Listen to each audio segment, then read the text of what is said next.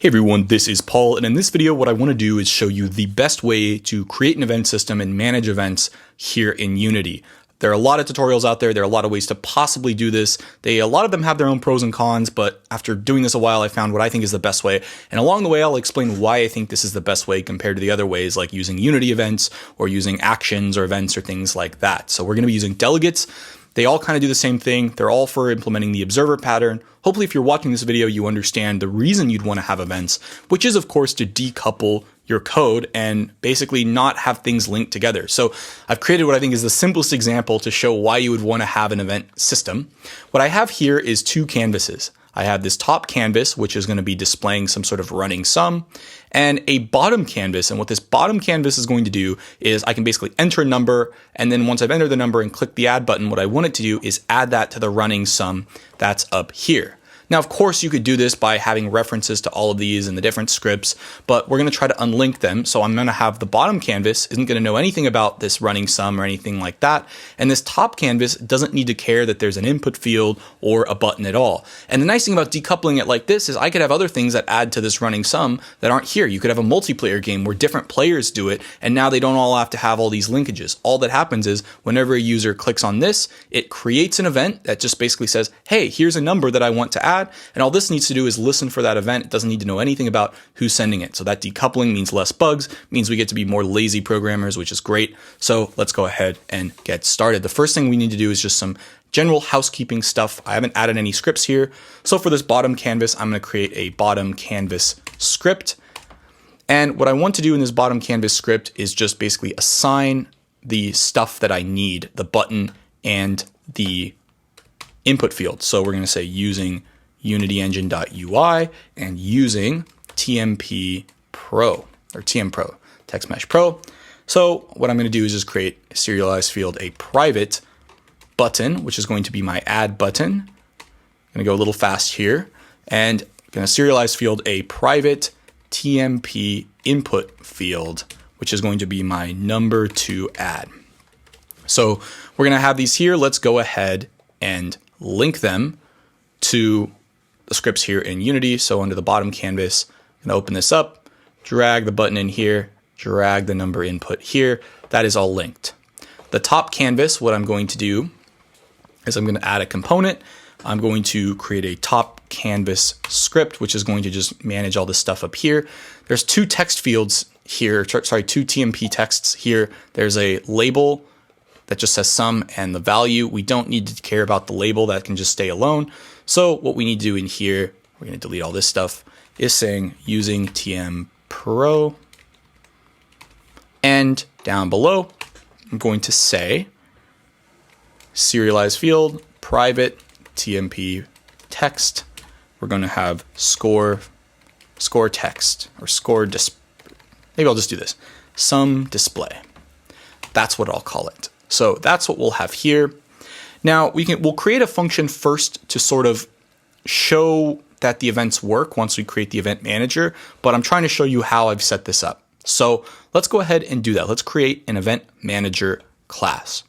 What I'm going to do is right click and create a new CSharp script, and I'm just going to call this global event manager. Now there are a few things I'm going to do with this global event manager class. First thing is we're not going to have update or start methods in here. And the thing we need to add here is using system. This will allow us to use the delegates and all the other good stuff we're going to be using. The other thing I'm going to do, I'm going to take off this inheriting mono behavior, and I'm going to make this a static class. And the reason I want to make this a static class is that I want to be able to dispatch and respond to events anywhere. I don't want to have to be dependent on anything, any instance of this class. This is just going to be a plain old static class, so I can access these events anywhere and I can invoke them from anywhere as well. This gives me maximum flexibility. So what we're going to do, if we're going to do it the delegate way, and there's pros and cons to doing it this way. The one con of using delegates is you actually need to define the delegate type first, but the pro of this is we can, using delegates rather than events or actions, we can invoke these events wherever we want to. We don't have to do it here in the class, which means we don't have to make as many different methods that dispatch these events. So the way I'm going to do it this way is I first need to describe the delegate type that I'm going to make. So I'm going to say public delegate, and I'm just going to call this, we're going to create a delegate, which is basically a function that can call other functions as many as you need to. And we're going to say delegate void, no input, no output, delegate type. That's what I'm just going to call it.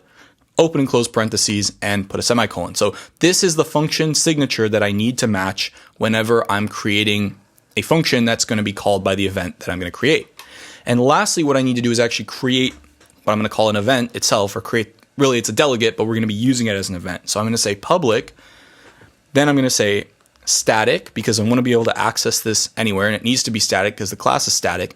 This doesn't need the keyword static because it's actually a type declaration. It's not actually anything else. And its type is actually this type that I defined earlier.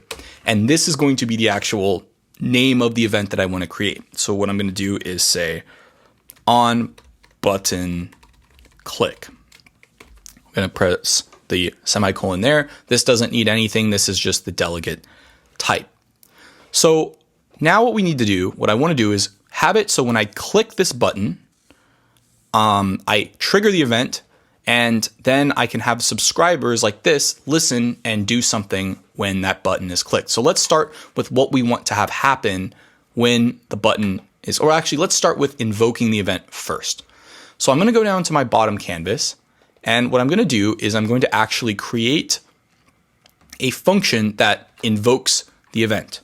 So I'm going to say public void trigger button event. And what I'm going to do here is, because we define this as a static class, I'm going to copy this function here, and I'm going to say global event manager dot this. And here's the important part. We put question mark dot invoke. Now what this is going to do is say it's going to check for null. So that's going to check if there are any subscribers. If there are no subscribers, if there's nobody listening for this event, it won't do anything. If there are subscribers for the event, it's going to notify all of the subscribers that are listening that, hey, look, I want to invoke this event. So it's going to call this event. So what we're going to do, and we could have done this next part with code, but I want to just make it so when I click the button, it basically dispatches this event. It tells its listeners to do the event.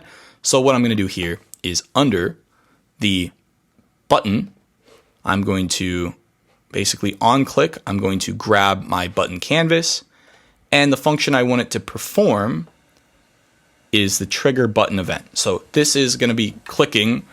When I click the button, it's going to trigger the event that the global event has, and any subscribers are going to be, who are listening, are going to be updated. Now, of course, with our top canvas, we actually need to have it respond or have it listen to the event.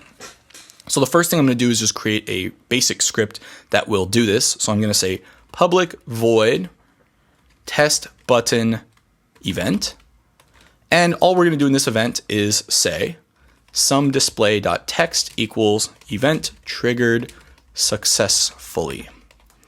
So now what we need to do, now that we've created this, is we've dispatched the event properly. We need to basically have this trigger when the event happens. So we basically need the event, we need this function to listen for the event to happen.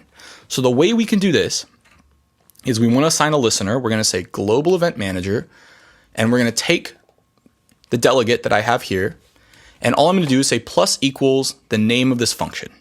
And what's really important is don't put open and close parentheses. I made that mistake last time, and I was wondering why I was getting an error. We're literally assigning the function handle here to the actual event of this type. So this is subscribing this event to listen for the action. And then over here, this is actually dispatching the action on the bottom canvas. And the global event manager is just basically holding that action and holding those types. So let's go ahead and go back to Unity. It doesn't like the type here. The reason for this is we need to put this in a start function. So we're going to say let's just do void start. And we'll start this thing listening as soon as start function gets called. So what'll happen is when the script gets enabled, it'll assign this function to listen for the button clicking event. Lastly, what we need to do is assign, of course, that text field. So I'm going to go to the top canvas, open this up, and then just take the score value and put it here as the display. So that way we can actually see it. All right, now that we've done that, we can go ahead and run it. Let me go ahead and click the play button. And when I click the add button, sure enough, we see event triggered successfully. So we have now successfully created this so that we can trigger and change things based on events. Now, there's a lot more you can do than just notify things that stuff has happened. You can actually pass in data, and that's what we're going to do next. What I'm going to do is create a new delegate type now that can return or send around the number that we could add. So what I'm going to do is say public delegate void. We're going to put add a float event, and what we need to do is put in the parameters. So we're going to put in float to add. That's what we're going to do here. And now we need to actually create an event of this type. So we're going to once again do what we did before. Public static add a float event. So this is the actual type. So event type, let's just say it this way. And then we can just say add a float. Now, because this is technically an instance variable, we don't want to put the capitals here. I was a little sloppy, but let's do it this way. So this is going to be my add a float number. So now what we can do when we go to this bottom canvas is, rather than just invoking the event this way, when we click on the button, which this is already linked, rather than just triggering this event, instead what we're going to do is we're going to invoke this new event that passes in a float. So what I'm going to do here is the event we're going to trigger is this add a float. We're going to do this, and we're going to invoke it, but what we're going to do is invoke it with the float that we want to pass, because we need to, once again, it's expecting a type here that we're going to be dispatching when we accept it. So this is, once again, sort of like, think about this as like the sender. This is sending this information, broadcasting it to all of its subscribers.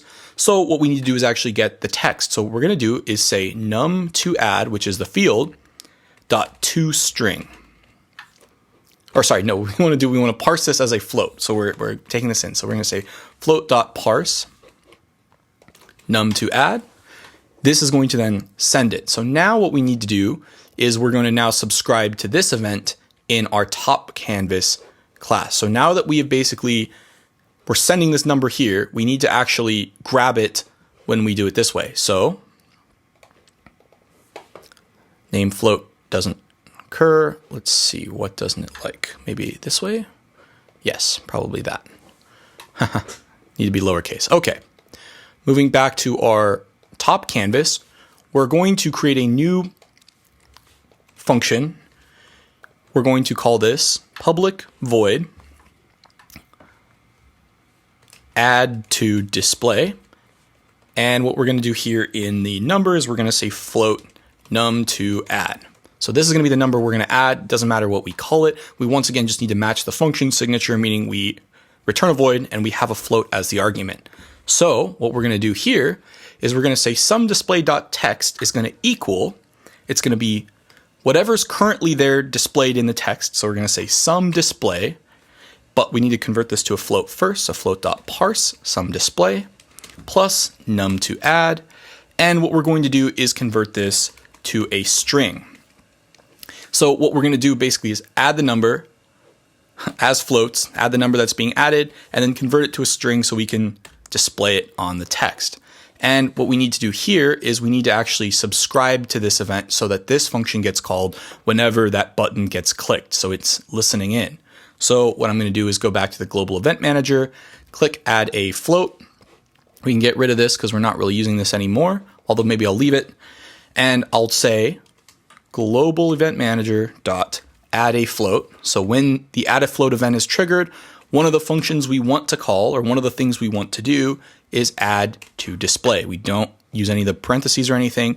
What this is going to do then is when the button gets clicked and that event is dispatched, we then perform this function. So we've saved this. We have now saved this on the bottom and top canvas. Let's go back to Unity here. And let's see, what doesn't it like? So the input field.